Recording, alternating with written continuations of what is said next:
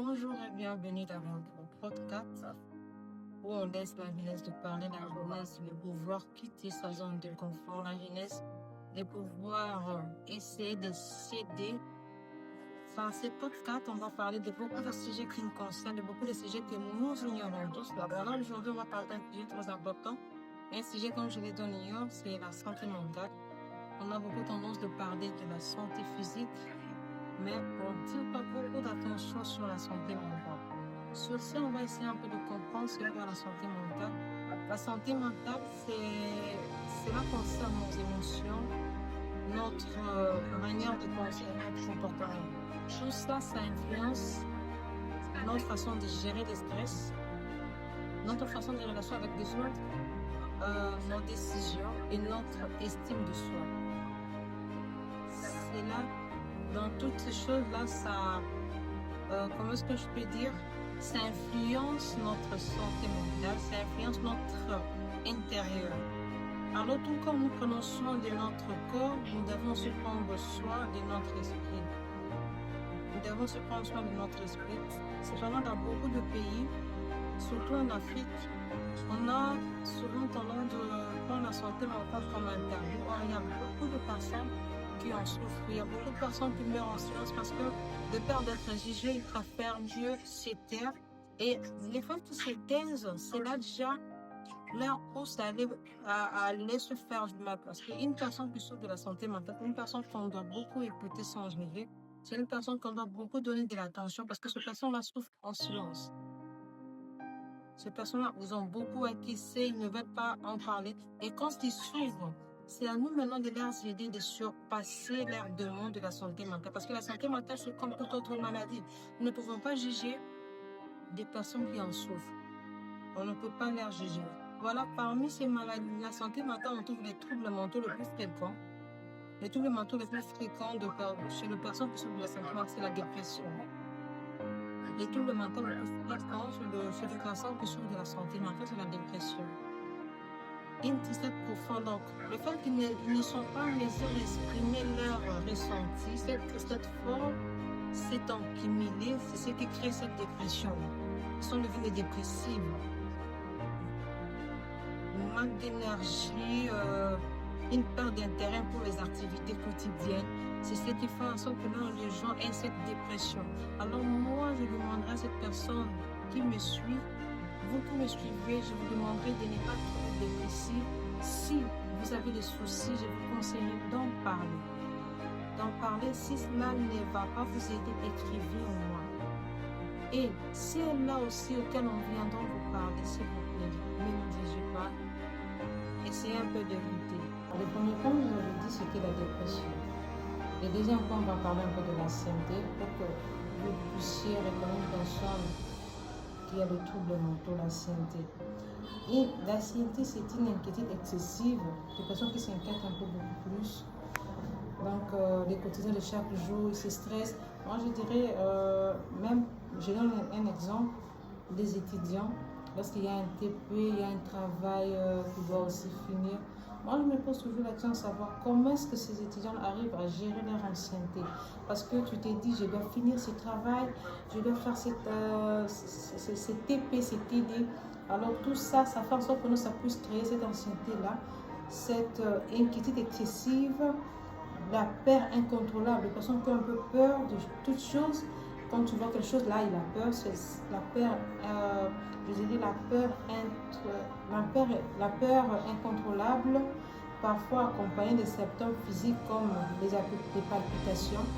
La peur incontrôlable, ça a toujours été accompagné souvent.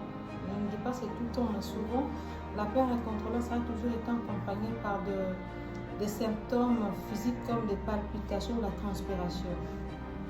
Comment reconnaître une personne qui a un peu l'anxiété? Cette personne a cette transpiration, il transpire un peu et il y a un peu cette transpiration, puis cette palpitation. On doit vraiment essayer de nous aider. Les personnes qui ont des troubles mentaux, ce ne sont pas des fous. Ce sont des personnes qui ont beaucoup accumulé. Alors ces personnes ont beaucoup besoin de nos aides. Ils ont beaucoup que nous puissions les aider. Ils ont beaucoup plus besoin de notre aide que de notre jugement. À la place de les juger, moi je demanderais à ce que nous puissions les aider, les écouter, les aider à surpasser cette étape de leur vie pour que demain, nous ne puissions pas pleurer. Parce que la santé mentale, ça tue. On voit beaucoup de suicides, hein, des personnes qui se tuent parce que ces personnes n'ont pas arrivé à gérer leur stress, n'ont pas arrivé à gérer leur anxiété, n'ont pas pu arriver à gérer leur dépression. Et on va essayer encore d'expliquer c'est quoi une stress chronique. Il y a stress et stress chronique. On essaierait un peu d'expliquer c'est quoi la stress chronique. La stress chronique constant peut affecter le sommeil, souvent les personnes qui ne dorment pas, la concentration et même la santé physique. Selon l'Organisation internationale de la santé, selon l'Organisation mondiale de la santé, des millions de personnes dans le monde souffrent de troubles mentaux, mais beaucoup ne reçoivent pas de traitements adaptés.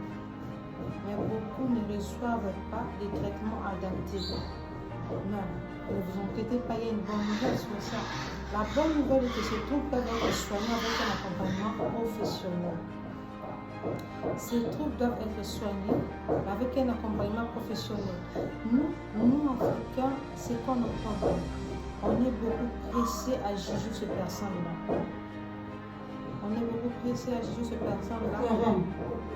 Maintenant, on va essayer de vous expliquer quelles sont les causes qui font que les personnes souffrent des problèmes de la santé mentale. Il y a plusieurs facteurs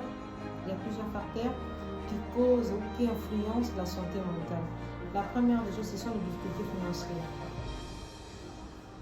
Les difficultés financières, tu as tellement de soucis qu'il faut que tu payes le frais académique de tes enfants, il faut que tu payes le loyer de la maison. Il y a tellement de choses que tu dois payer. C'est ce qui fait en sorte que des personnes qui souffrent de la santé mentale, ça a l'air trouble un peu plus. La première de points, ce qui cause la santé mentale, ce qui influence la santé mentale, ce sont les difficultés financières. Le deuxième point, ce sont les problèmes familiaux. Le troisième point, c'est le chômage. Le quatrième point, le traumatisme. Il y a tellement plusieurs points sur le traumatisme. Peut-être une personne qui a été violée et cette personne n'a pas pu arriver à gérer cette traumatisme-là. Le fait qu'il a été violé encore, les personnes qui ont été maltraitées, c'est pareil traumatisme qui font en sorte que ça influence la santé mentale, que les personnes sont devenues un peu. Ce sont des personnes qui souffrent beaucoup plus de la santé mentale, des traumatismes, la pression scolaire ou professionnelle. Moi, je demanderais aux parents de bien aussi regarder leurs enfants, de bien essayer un peu de parler avec leurs enfants, les enfants qui sont dans des écoles primaires, secondaires, même les universitaires, parce que là-bas, il y a encore beaucoup plus de stress. Si on prend un peu l'exemple des élèves, un élève qui doit avoir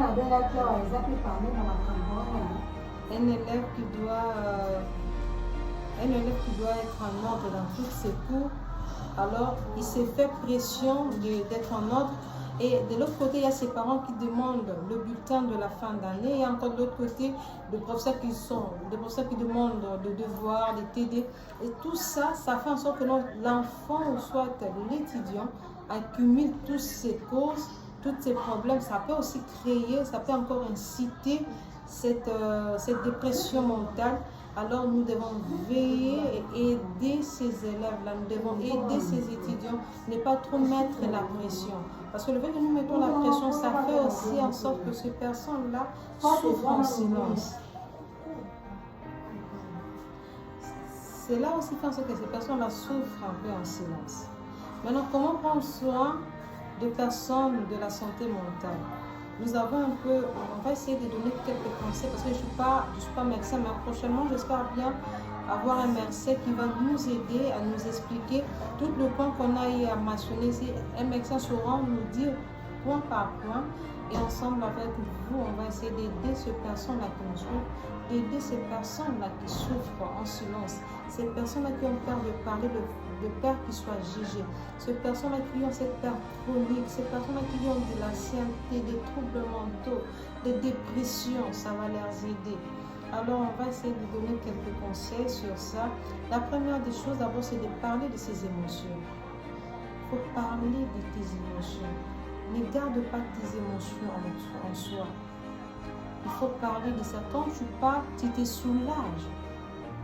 Tu te soulages et puis tu vas te faire aider par ces personnes-là qui vont t'écouter. Dormir suffisamment. Il faut vraiment avoir le temps de dormir. Moi, je demanderai à ces personnes qui utilisent les réseaux sociaux du matin au soir, vous devez avoir le temps de vous reposer. Parce que quand vous ne vous reposez pas, vous serez dépressif parce que votre nerf n'a pas eu le temps de se reposer convenablement. Le fait que vous ne vous reposez pas, ça donne en fait que le cerveau n'a pas le temps de prendre un peu son temps aussi de repos. Il y a ce stress. Vous serez stressé. Le fait que vous êtes stressé, les nerfs ne réfléchissent plus bien. Vous verrez qu'il y a des gens, il y a même des gens en cours de route, ils marchent en parlant. Tout ça, c'est la dépression. Faites de l'exercice physique. Limitez le temps passé sur les réseaux sociaux. Je l'ai dit, il faut avoir le temps. Vous devez limiter votre temps de passer sur les réseaux sociaux. Votre santé mentale est plus importante que vos réseaux sociaux. Votre repos mental est plus important que vos réseaux sociaux. Vous devez limiter le temps auquel vous passez sur les réseaux sociaux. Prendre temps pour soi. Il faut d'abord savoir vous aimer, prendre le temps pour vous. Vous devez prendre le temps pour vous, le temps de vous ressourcer. Vous devez prendre le temps de vous ressourcer, c'est très important. Et consulter un psychologue si nécessaire parce que tu peux parler à tes proches, tu peux parler à un parent, à un ami. Il peut t'aider, oui, mais c'est encore important d'aller consulter un psychologue. Un psychologue, c'est quelqu'un qui est vraiment censé vous aider sur le plan médical.